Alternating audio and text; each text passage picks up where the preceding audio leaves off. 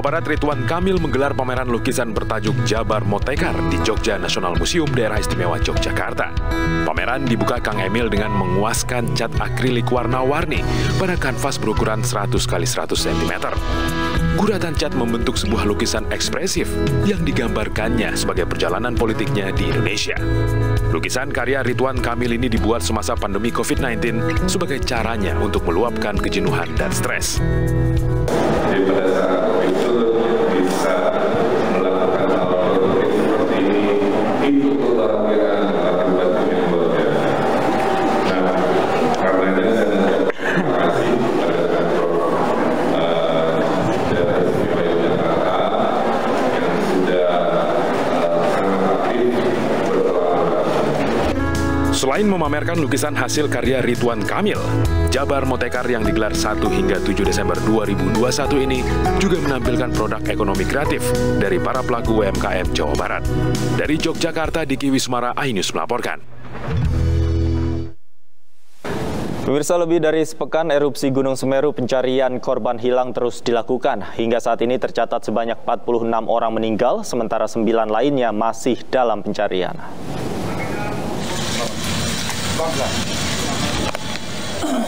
Alat berat terus dikerahkan untuk mencari korban hilang akibat erupsi Gunung Semeru. Pencarian juga dilakukan dengan menyisir jembatan Geladak Perak. Selain tergantung kondisi cuaca, pencarian korban erupsi Semeru juga tetap mewaspadai aktivitas vulkanik Gunung Semeru. Hingga saat ini tercatat 46 orang meninggal dan 9 masih hilang akibat erupsi Gunung Semeru. Ini jembatan lama ya, Mas? Ya, jembatan lama. Pertama medannya cukup curam karena seputaran jembatan tadi memang kita harus turun kemudian naik, jadi cukup terjal medannya. Kemudian di situ juga ada aliran lahar dingin.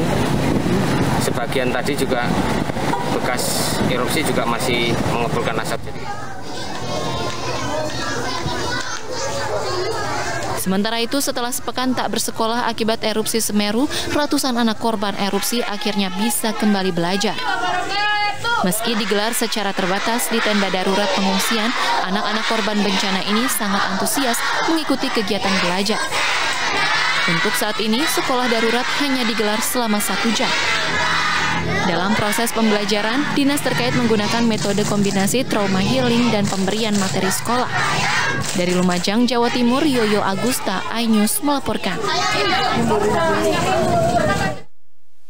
Pemirsa, Kepala Staf TNI Angkatan Darat Jenderal Dudung Abdurrahman meninjau lokasi terdampak erupsi Gunung Semeru. Kasat memastikan TNI Angkatan Darat siap membantu relokasi korban terdampak.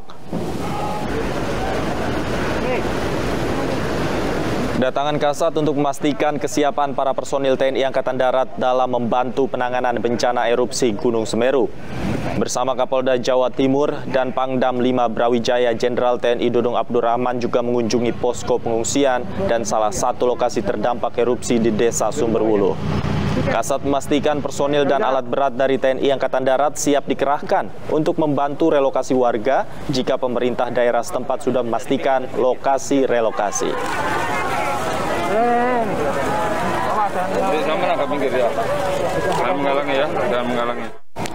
Pemirsa, mari berbagi untuk masyarakat yang terdampak bencana erupsi Gunung Semeru melalui MNC Peduli dengan berdonasi pada rekening yang tertera di layar kaca atau scan barcode QRIS dengan aplikasi uang digital Anda.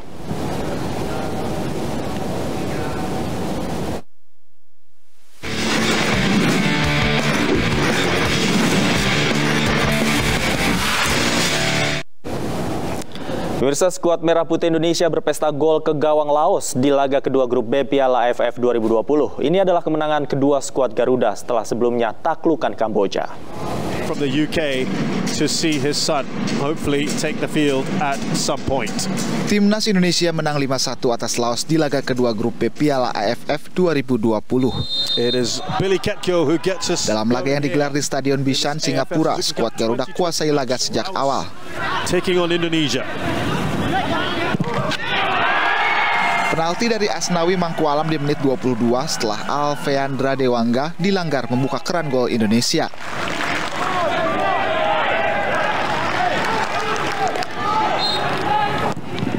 Di menit 34, giliran Irfan Jaya yang mencetak gol memanfaatkan umpan silang Asnawi.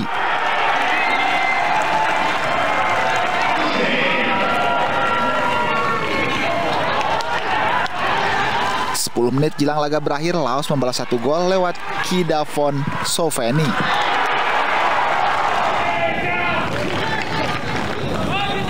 Skuad besutan Sintayong makin beringas di babak kedua. Di menit 56, Witan Sulaiman yang masuk sebagai pemain pengganti mencetak gol lewat sepakan kaki kiri.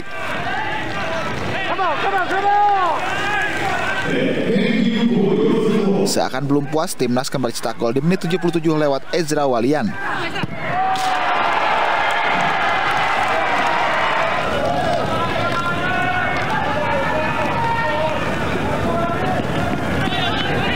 Skuad Garuda menutup pesta gol ke gawang Laos lewat gol Evan Dimas di menit 84.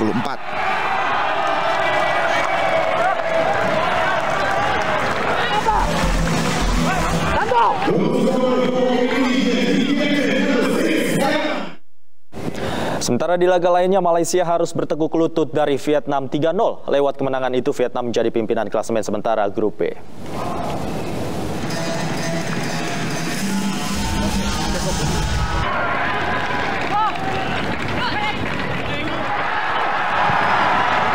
Timnas Vietnam menghabisi Malaysia 3 gol di laga lanjutan Grup B Piala AFF 2020. Gol pertama Vietnam dicetak Nguyen Quang Hai pada menit 32 lewat sepakan keras memanfaatkan umpan Nguyen Tuan Haan. Hanya berselang 4 menit, Vietnam mencetak gol kedua, kali ini lewat Nguyen Chong Puong. Skor 2-0 bertahan hingga turun minum.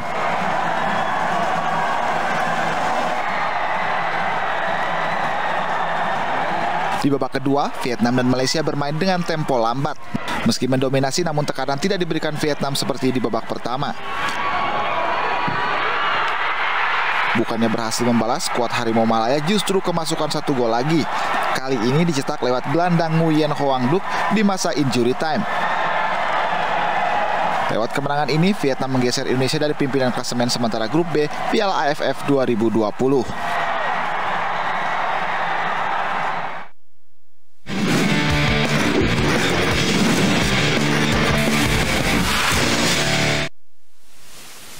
Pemirsa, tak bosan kami ingatkan untuk mencegah penularan COVID-19 selalu pakai masker dan cepatlah vaksin. Masker terbukti menekan resiko penularan hingga 80%, vaksinasi meminimalisir resiko kematian hingga 73%. Untuk itu ayo pakai masker dan ayo cepat vaksin. Bukan begitu, Stefani? Betul sekali, Davi. Masker dan vaksin adalah dua sejoli pasangan serasi masa pandemi menjaga kita tetap sehat dan bahagia. Dan pemirsa, usai sudah kebersamaan kita dalam iNews sore hari ini, saya Stefani Patricia. Dan saya Davi Pratama pamit undur diri. Terima kasih atas kebersamaan Anda. Selamat sore dan sampai jumpa.